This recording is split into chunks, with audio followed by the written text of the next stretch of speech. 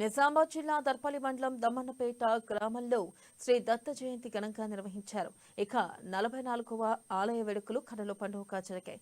ఈ నేపథ్యంలో వేద బ్రాహ్మణులు దత్తాత్రేయ స్వామి చిత్రపటాన్ని తొట్టెలో నిలిపి పూలదండలతో అందంగా అలంకరించారు.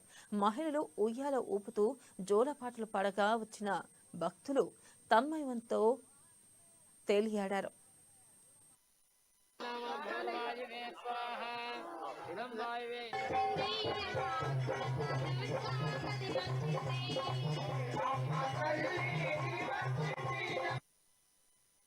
ఇక దత్తాత్రేయ సేవలో పాల్గొన్న మనందరి అదృష్టమన్నారు పురోహితుడు శ్రీమన్ అల్లారి శ్రీనివాస్. 3 కాండాలతో కలిగిన మేడి చెట్టు కింద ప్రతిష్ఠించిన శ్రీ దత్తాత్రేయ స్వామివారి సేవలో సంతానం లేని దంపతులు పాల్గొని పూజలు చేసిన వారికి సంతానం కలుగుతుందని పురోహితుడు చెబుతున్నారు. ప్రతి సంవత్సరం దత్త జయంతి వేడుకల్లో పాల్గొన్న దంపతులకు ఎంతో మందికి సంతానం కలిగిందని ఆయన అన్నారు. ఇదే రోజున శ్రీ షిరిడి సాయిబాబా ఆలయ వార్షికోత్సవ వేడుకలు నిర్వహించారు.